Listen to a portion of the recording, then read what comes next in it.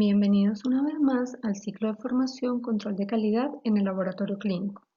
Curso Recomendaciones para el Control de Calidad en Coproanálisis. Damos inicio al tema 4 de este curso que corresponde a el análisis macroscópico de las muestras de heces.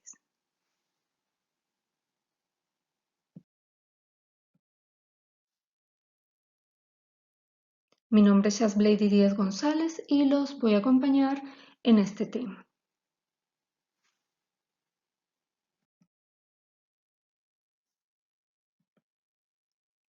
Ya iniciando la fase analítica del coproanálisis, vamos a comenzar siempre por un examen macroscópico en el que vamos a ver las características físicas y algunas características químicas de la muestra de heces para dar un reporte completo de esta muestra. Y posteriormente pasamos a un examen microscópico. Este examen microscópico, los detalles los vamos a ver en el próximo tema.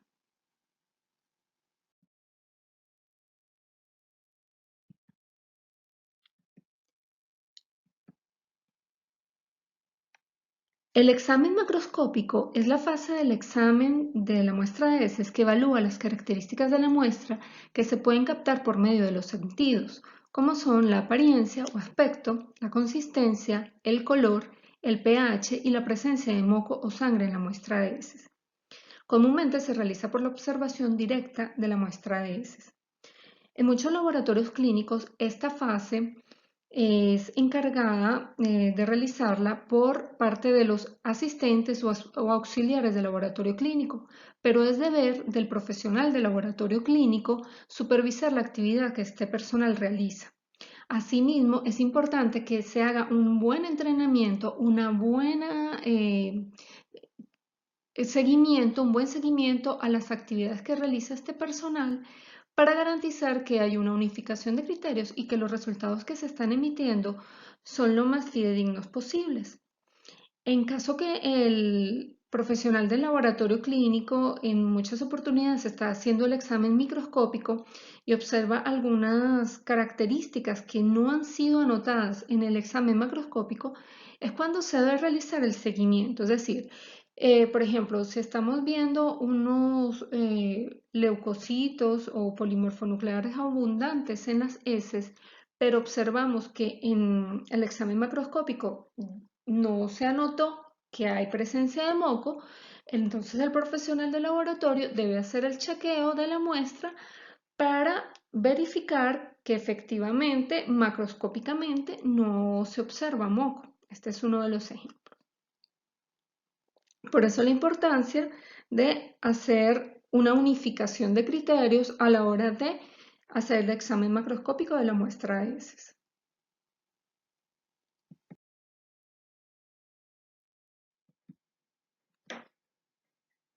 ¿Qué vamos a reportar o a realizar en el examen macroscópico? Lo primero que se realiza es la visualización de la apariencia o aspecto de la muestra, que va a ser homogénea. La muestra es homogénea cuando sus componentes no se pueden diferenciar a simple vista, o es heterogénea cuando sus componentes se pueden observar fácilmente.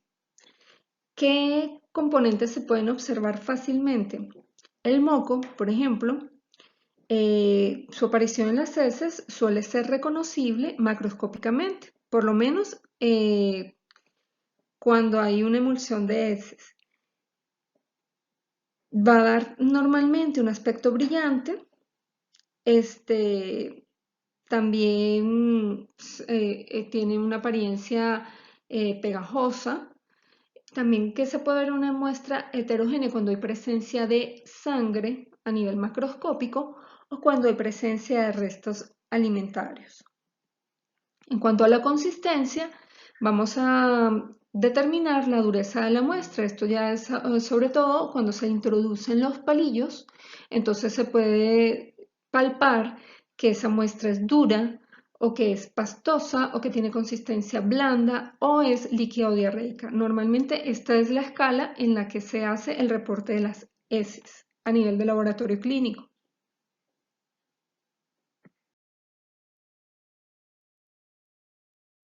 Sin embargo, pues les presento esta escala de Bristol que fue publicada en el año 1997 en la revista de gastroenterología de Escandinavia por Lewis y Heaton para evaluar de forma gráfica y descriptiva 7 tipos de heces según su forma y consistencia.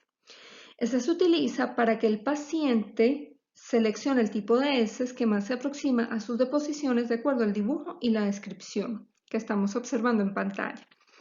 Esta es muy útil en la práctica clínica, es decir, a nivel de los médicos lo utilizan, también para estudios epidemiológicos, ya que se puede distinguir de una forma rápida a individuos con un tiempo de tránsito lento o con un tiempo de tránsito rápido sin necesidad de irradiación. Les traigo a colación esta escala, es para que vean que hay una herramienta a nivel clínico para también observar el aspecto de las heces.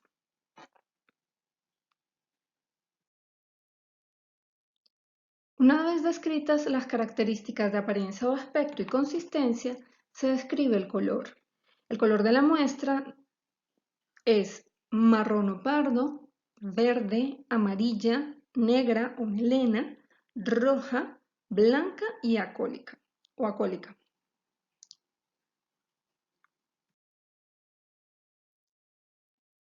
El color de las heces es debido a la estercobilina, que es un pigmento proveniente del hígado que las va a teñir normalmente de color pardo.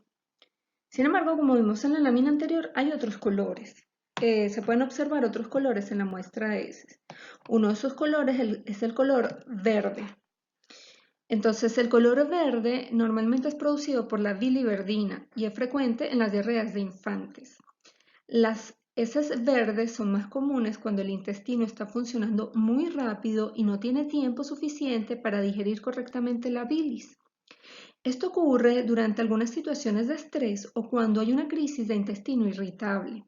Además de esto, las heces verdes también pueden aparecer cuando se ingieren muchos vegetales de este color, como la espinaca, o cuando se está tomando algún suplemento de hierro. Entonces, ¿recuerdan cuando yo hablaba de la fase preanalítica, cuando el paciente o su familiar trae la muestra de heces al laboratorio, que es importante preguntar la dieta y los medicamentos que está tomando? Bueno, justamente es porque en las notas, en las observaciones del resultado del laboratorio clínico es importante que se anoten estas características. Si es un paciente, por ejemplo, vegetariano, si es un paciente que está tomando un suplemento de hierro, para que el médico tenga esta información valiosa junto a la observación que está haciendo el laboratorio clínico. Ahora vamos con el color amarillo, que aquí, bueno, el color amarillo, que aquí pues lo observan en esta muestra, eh, muy graciosa. El tipo de heces amarillas normalmente indica que el intestino está teniendo una dificultad para digerir la grasa y por esto puede estar relacionado con problemas que disminuyen la capacidad de absorción intestinal, como por ejemplo enfermedad celíaca, o puede ser causada por la falta de producción de enzimas pancreáticas, por lo que puede indicar problemas a nivel de este órgano. Las heces amarillas también pueden surgir en el caso de infecciones intestinales, estando asociado a otros síntomas como fiebre, diarrea y dolor abdominal. Otro color que podemos observar en las heces es el color claro, blanco o arcilla, es decir, las heces acólicas. Estas se originan por ausencia de bilis, por una falta de secreción u obstrucción de los conductos biliares. Cuando la muestra de heces es de color negro, que también es llamado melena, esta puede ser debido a la presencia de sangre procedente de porciones altas del aparato digestivo, como por ejemplo cuando hay úlcera gastroduodenal, ¿verdad? O melena. Generalmente tienen un olor más fétido de lo normal. Sin embargo, otra de las causas de heces oscuras es la ingestión de suplementos de hierro. Cuando existen lesiones de la mucosa rectal o anal, la sangre aparece en forma de estrías sanguinolentas. Entonces es cuando anotamos que hay unas heces de aspecto heterogéneo porque visiblemente hay rastros de sangre. Y por último, las heces rojas generalmente indican la presencia de sangre. Son muy frecuentes cuando el individuo sufre de hemorroides. Sin embargo, el sangrado también puede deberse a infecciones intestinales, enfermedad de Crohn, colitis ulcerativa o enfermedades más graves como el cáncer. En el caso de los bebés, las heces de los bebés después del nacimiento tienen una coloración oscura verdosa. Entonces aquí es importante observar la edad del paciente. Como les venía diciendo, es una coloración oscura verdosa y hay una textura pegajosa y elástica que se llama meconio. Durante los primeros días, el color de las heces se va a tornar más verdoso y después se va aclarando, de acuerdo a la cantidad de grasa y agua presente en la leche materna o en la leche que está consumiendo el bebé. Generalmente, las heces del bebé, del recién nacido, son aguadas con algunos grumos. Entonces, aquí va a tener como una apariencia similar a las heces de los patos o de las gallinas. Durante los primeros días, durante los primeros 15 días aproximadamente, es normal que los bebés evacúen heces líquidas de 8 a 10 veces al día o después de darle la lactancia materna. Cuando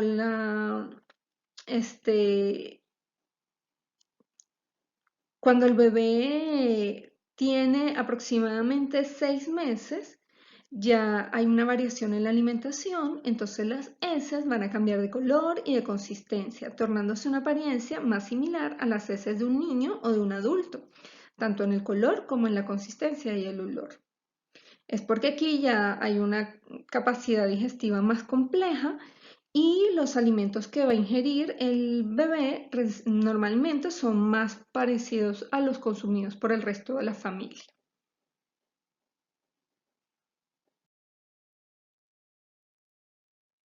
Como yo les mencioné en la charla de la fase preanalítica, algunos medicamentos pueden modificar la coloración de las heces. Aquí pues vamos a tener un ejemplo que bueno se ve un poquito borroso, pero podemos tener unas heces de color negro cuando el paciente está consumiendo hidróxido de aluminio, anfoeridona, aspirina, warfarina, clindamicina, sales de bismuto, sales de hierro, heparina, ibuprofeno, magnesio y metotrexano. Puede presentar unas heces de color verde cuando consume idometadiona, hierro y algunos antibióticos. Las heces pueden estar acólicas, blancas o de color arcilla si consume colchicina y algunos antibióticos. En el caso de amarillo, se puede dar cuando consume serina. Pueden haber heces de color rosa cuando el paciente está consumiendo aspirina, heparina, saliolatos y otros anticoagulantes. Y el color rojizo cuando consume fenazopirina, rifampicina, jarabe de tetraciclina y algunos anticoagulantes. Entonces, ¿qué es importante aquí? Leer la información obtenida del paciente en la recepción de la muestra. También es importante entonces en este caso adiestrar al personal que está recibiendo la muestra, que puede ser un asistente de laboratorio clínico o puede ser en algunos casos que asignan esta actividad a la persona de la recepción del laboratorio. Es importante adiestrarla que debe tomar la mayor cantidad de información posible del paciente al recibir la muestra. En aquellos laboratorios que cuentan con un sistema automatizado o LIS, normalmente estos sistemas sí traen un pequeño interrogatorio para la recepción de la muestra. Entonces aquí es importante adiestrar a este personal que debe solicitar y anotar esa información. Y es importante para nosotros como profesionales del laboratorio verificar esta información en el momento en que se está emitiendo el resultado.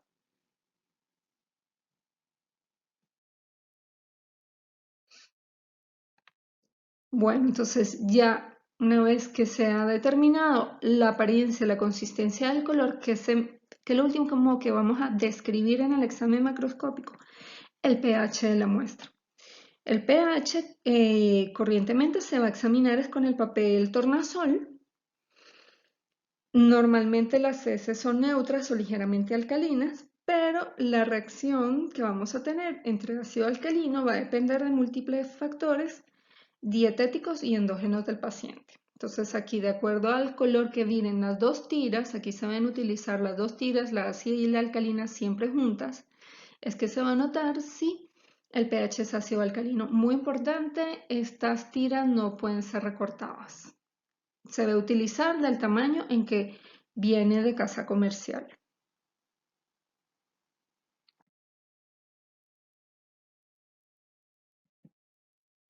¿Qué otras pruebas se realizan en la muestra de heces?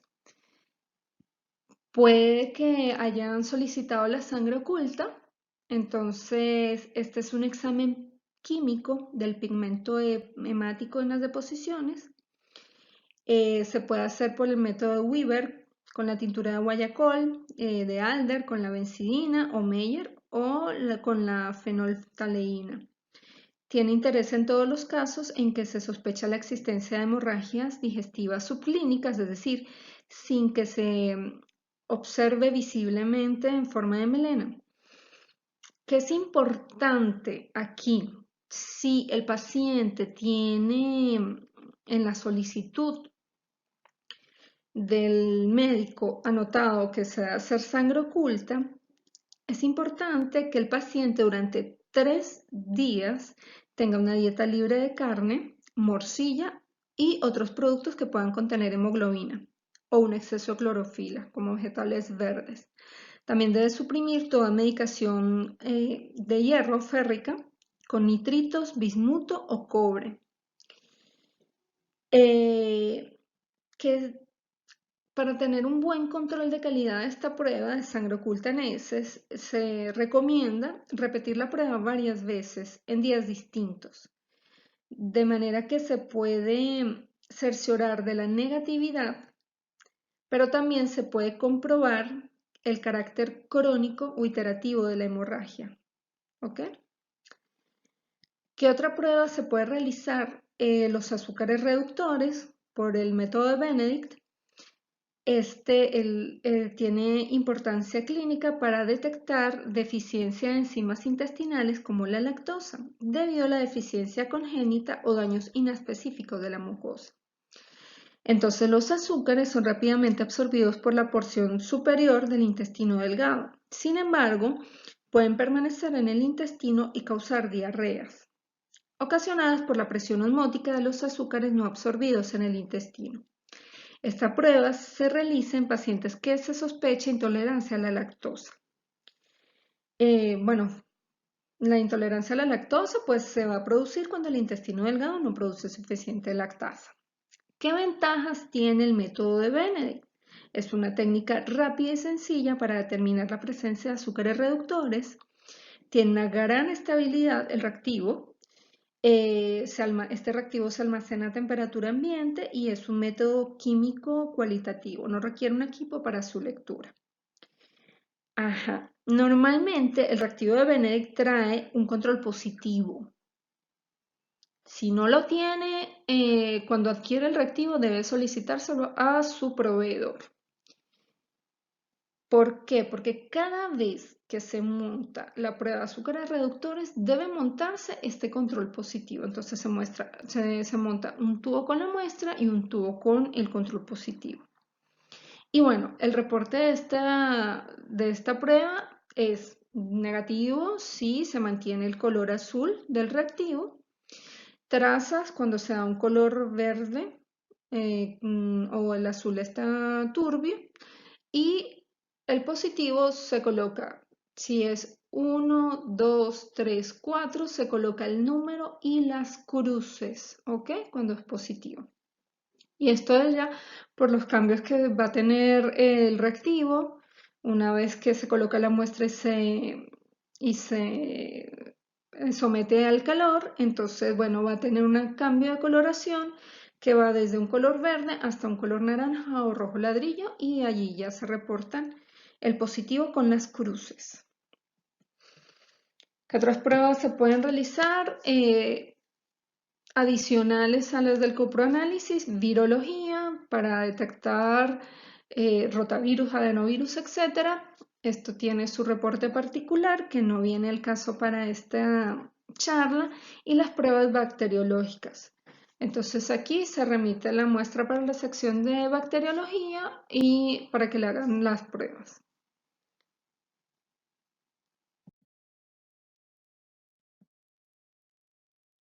Entonces, en el examen macroscópico de la fase analítica, ¿cuáles son las recomendaciones para el control de calidad? Primero, mantener el equipamiento en óptimas condiciones. ¿Qué equipamiento es el que vamos a tener aquí? Básicamente, la campana de extracción de gases o el gabinete de seguridad.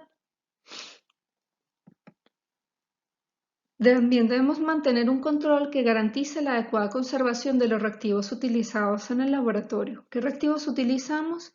Las tiras para el pH, los reactivos para sangre oculta, el reactivo de Benedict, los palillos que utilizamos para palpar la consistencia de las heces deben ser unos palillos limpios de madera y obviamente de un solo uso.